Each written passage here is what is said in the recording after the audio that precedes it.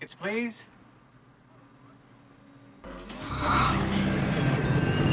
In 1984, while most moviegoers were busy watching Ghostbusters and Indiana Jones, a smaller sci-fi gem slipped into theaters that would secretly shape the landscape of mind-bending cinema for decades to come. Oh my God! George! Dreamscape didn't just invite audiences to escape reality. It pioneered the concept of weaponized dream invasion decades before Christopher Nolan made it mainstream. Before Freddy Krueger fully terrorized Elm Street, before The Matrix questioned our reality, there was Dreamscape, a film that asked, what if someone could literally enter your nightmares? Dennis Quaid stars as Alex Gardner, a psychic with the ability to infiltrate dreams, initially using his powers for cheap thrills until government scientists recruit him for a secretive dream research program. What begins as therapy for nightmare sufferers quickly spirals into a conspiracy when Alex discovers plans to use this technology for political assassination. What makes Dreamscape fascinating isn't just its ahead-of-its-time premise, but how it blended genres with reckless abandon. One moment you're watching a sci-fi thriller, the next you're witnessing horror as a snake man monster rips through dreamscapes. Political intrigue, romance, and psychological drama all crash together in this ambitious cocktail of a film that earned its place as one of the first movies ever to receive the then-new PG-13 rating. While not a massive box office hit, Dreamscape's DNA can be traced through countless films that followed.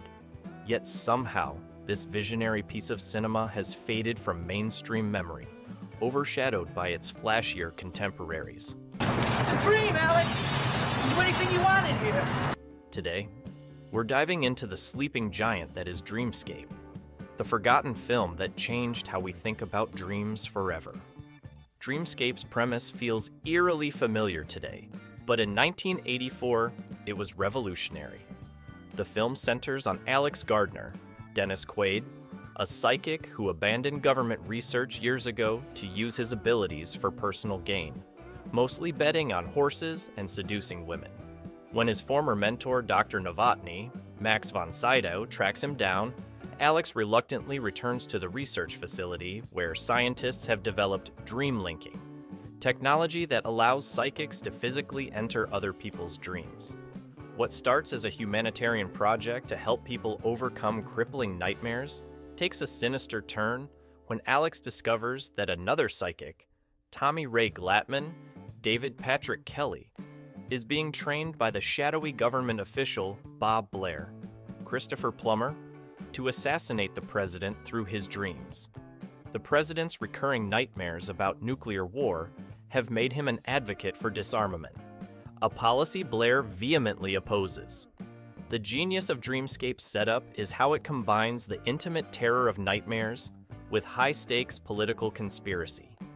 By establishing that death in dreams means death in reality, the film creates a new battleground beyond the reach of traditional security measures. No Secret Service agent can protect you in your sleep. This wasn't just another sci-fi movie with cool visual effects. It was asking provocative questions about the subconscious mind, national security, and the weaponization of dreams decades before films like Inception would tackle similar territory. Dreamscape understood something fundamental. There's nothing more personal, more vulnerable than what happens in our minds when we sleep, and nothing more terrifying than someone else gaining access to that sacred space. Dreamscape emerged during the early 80s sci-fi renaissance, but unlike its big-budget contemporaries like Blade Runner or The Thing, it was crafted with significantly less cash to throw around. Produced for approximately $6 million, peanuts even by 1984 standards, the film represented that sweet spot of 80s filmmaking, where ambition outstripped resources in the best possible way. Director Joseph Rubin wasn't exactly a household name. He had directed the cult horror film The Boogeyman and would later go on to make The Stepfather. But his ability to blend psychological suspense with visceral horror made him perfectly suited for Dreamscape's genre-hopping narrative. What the production lacked in funds, it made up for with an impressive cast that gave the film unexpected gravitas. Dennis Quaid, still establishing himself as a leading man, brought his trademark cocky charm to Alex Gardner. Meanwhile, cinema legends Max von Sydow and Christopher Plummer lent serious dramatic weight to what could have easily been dismissed as B-movie material. Kate Capshaw, just before Indiana Jones and the Temple of Doom would catapult her to fame, rounded out the cast as the love interest with her own scientific credentials. The film's dream sequences were created through a combination of practical effects, early blue screen technology, and surrealist set design. The famous Snake Man, perhaps the film's most enduring visual, was achieved through practical makeup effects and stop-motion animation, creating a nightmare creature that still disturbs viewers decades later, despite, or perhaps because of, its handcrafted quality. Dreamscape's production represents that magical era when filmmakers had to rely on creativity rather than computers to realize impossible worlds, resulting in dream sequences that feel appropriately disjointed and surreal in ways that modern CGI often fails to capture. The screenplay itself has a fascinating lineage. It began as a spec script by David Lochary, who would later pen Star Trek V and the thriller Passenger 57. Producer Bruce Cone Curtis acquired the rights and brought in Chuck Russell, later director of A Nightmare on Elm Street 3 and The Mask, for rewrites. The final script also received uncredited input from Brian Helgeland, who would go on to win an Oscar for LA Confidential. The production faced numerous challenges beyond its budget constraints. The dream sequences required innovative approaches to distinguish them from reality scenes. Cinematographer Brian Tufano used diffusion filters, unusual lighting angles, and deliberately disorienting camera movements to create the dreamlike quality, establishing visual techniques that would influence dream sequences for decades to come. Dreamscape's production schedule was notably compressed, with principal photography completed in just 53 days across locations in Los Angeles. The film's tight budget forced creative solutions, such as repurposing sets and focusing on psychological terror rather than expensive special effects. This constraint ultimately worked in the film's favor, as it forced the filmmakers to suggest rather than show, a technique particularly effective for a story about dreams.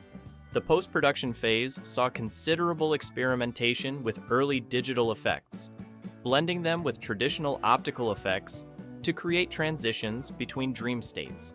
The film's sound design was equally innovative, using layered audio tracks to create disorienting dream environments that shifted between hyper-realistic and completely abstract soundscapes. What truly sets Dreamscape apart from its contemporaries is its fearless genre blending. The film refuses to stay in any single lane, creating a cinematic experience that feels like channel surfing through your subconscious at 3 a.m. One moment you're watching a government conspiracy thriller, the next you're thrust into horror territory with nightmare creatures. Then suddenly you're navigating a romance, all while political intrigue simmers in the background. The dream sequences themselves deserve special mention. Unlike today's hyper-realistic dream worlds, Dreamscape's nightmares have a distinctly 80s surrealist quality. The lighting shifts dramatically, backgrounds warp and distort, and logic takes a back seat to emotional truth. When a young boy dreams of a snake man stalking him through a house, the creature moves with unnatural stop-motion jerks that tap into something profoundly unsettling about nightmares themselves. Dreamscape was also one of the first films to receive the then-new PG-13 rating, along with Red Dawn and the Temple of Doom. This newly created middle ground allowed the film to explore more mature themes and frightening imagery than a typical PG film without the restriction of an R rating. The Snake Man sequence, complete with a tongue-flicking decapitation, pushed boundaries in ways that helped define what this new rating category would permit. Perhaps most revolutionary was Dreamscape's treatment of dreams as a literal battleground. The film established rules for its dream world, that would influence countless films that followed. Death in dreams means death in reality. Dreamers can be influenced but ultimately control their environment. And dream architecture follows emotional rather than physical logic. These concepts weren't just clever plot devices, they were explorations of how our minds process fear, desire, and power in the most vulnerable state of sleep. When Dreamscape hit theaters in August 1984, it landed with more of a thud than a bang at the box office, opening to a modest $2.5 million and eventually grossing around $12 million domestically. It was far from a commercial disaster, but hardly set the world on fire. The film found itself competing in a summer dominated by Ghostbusters, Gremlins, and Indiana Jones, and the Temple of Doom, blockbusters that commanded both screens and attention. Critical reception proved equally mixed. Roger Ebert gave Dreamscape a respectable 3 stars, praising its ingenuity and imagination, while noting its scrappy production values. Other critics were less kind, dismissing it as derivative sci-fi that couldn't decide what kind of movie it wanted to be. The New York Times called it a good idea for a movie. That doesn't quite work. What many reviewers missed was how the film's genre hopping wasn't a flaw, but a feature. Dreams themselves don't follow conventional narrative structures, so why should a film about them?